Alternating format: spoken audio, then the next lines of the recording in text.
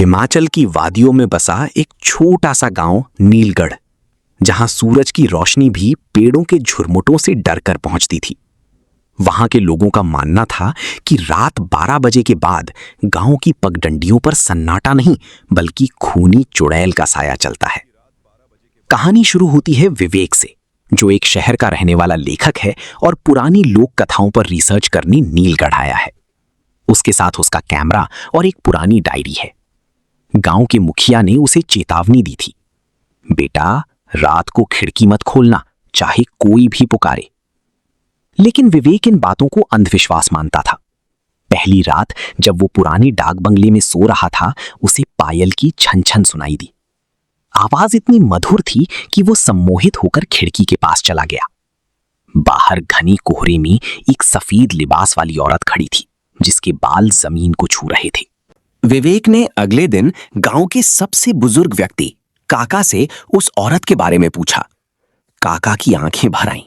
उन्होंने बताया कि 50 साल पहले गांव वालों ने एक निर्दोष महिला को डायन होने के शक में एक पुराने पीपल के पेड़ से लटकाकर मार दिया था। मरते वक्त उसने श्राप दिया था कि जब तक इस गांव का आखिरी वंश खत्म नहीं होगा, वो हर रात खून की प्यास बुझाने आएगी। तभी से उसे खूनी चुड़ैल कहा जाने लगा।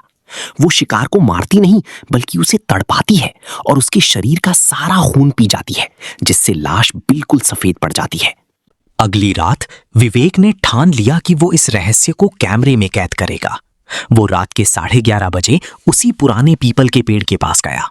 जंगल में अजीब सी गंध फैली थी, सड़े हुए मांस और मोगरे के फूलों की मिलीजुली महक।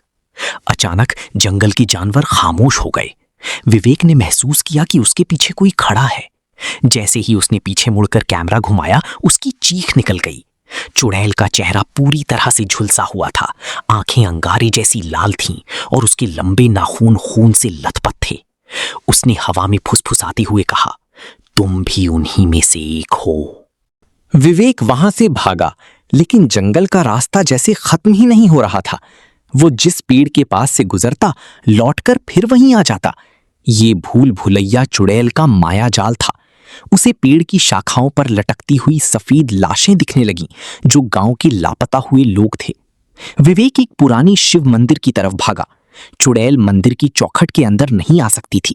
वो बाहर खड़ी होकर अपनी गर्दन को 360 डिग्री घुमाकर हंसने लगी। उसकी हंसी की आवाज से मंदिर की घंटी अपने आप बजने लगी।